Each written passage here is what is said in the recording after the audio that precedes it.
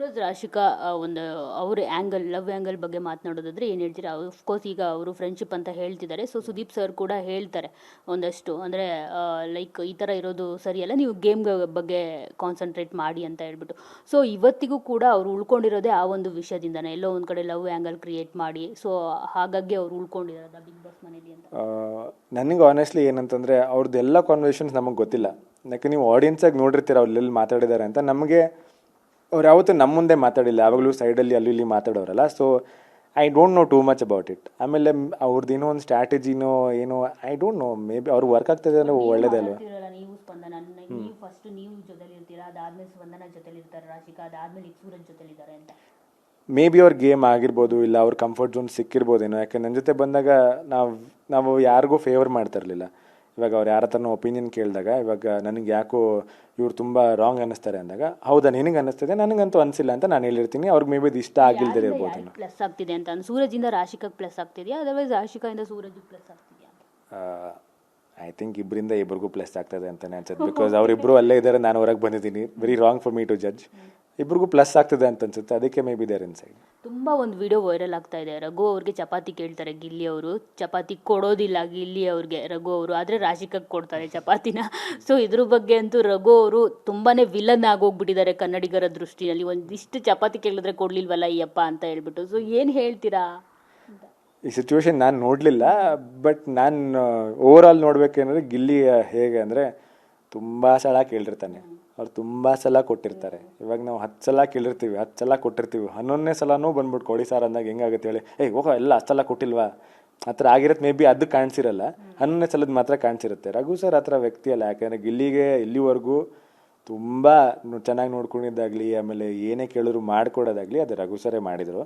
So ಯಾವುದೋ ಒಂದು ಸಿಚುವೇಶನಿಂದ judge ಮಾಡೋಕ್ಕೆ ಐ ಡೋಂಟ್ ಥಿಂಕ್ ಇಟ್ಸ್. ಯಾಕೆ ಅವರಿಬ್ರು ಅಷ್ಟು ಕ್ಲೋಸ್ ಆಗಿದ್ದವ್ರು ದೂರ ಆಗಿದ್ದು ಅಂತ? ಏನಕ್ಕಂದರೆ ಅದೇ ಹೇಳಿ, ಸ್ಟಾರ್ಟಿಂಗಲ್ಲಿ ಕಂಫರ್ಟ್ ಝೋನ್ ಕೊಟ್ಟಿರ್ತೀವಲ್ಲ, ಆ ಕಂಫರ್ಟ್ ಝೋನ್ ಕೊಟ್ಟು ಆ ಥರ ಬೆಳೆದಿರುತ್ತೆ.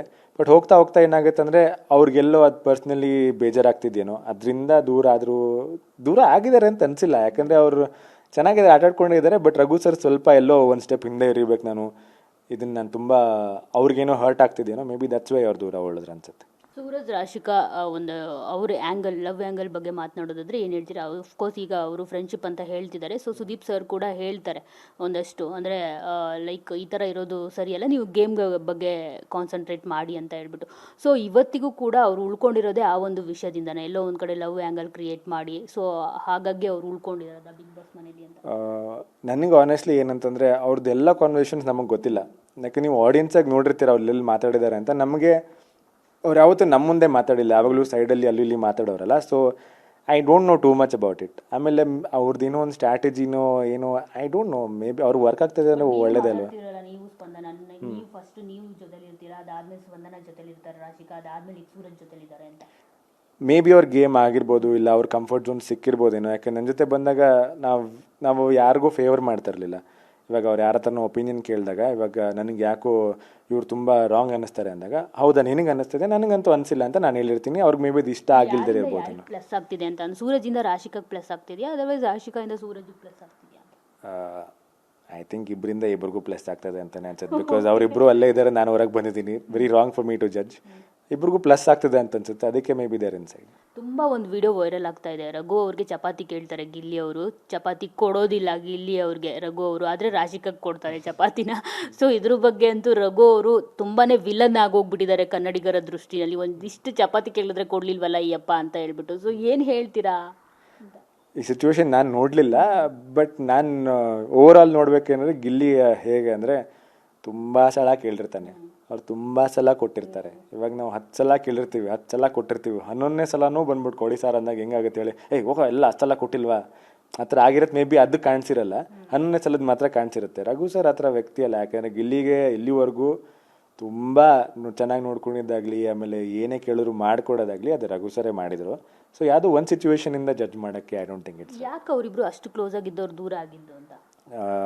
ಏನಕ್ಕಂದರೆ ಅದೇ ಹೇಳಿ, ಸ್ಟಾರ್ಟಿಂಗಲ್ಲಿ ಕಂಫರ್ಟ್ ಝೋನ್ ಕೊಟ್ಟಿರ್ತೀವಲ್ಲ, ಆ ಕಂಫರ್ಟ್ ಝೋನ್ ಕೊಟ್ಟು ಆ ಥರ ಬೆಳೆದಿರುತ್ತೆ.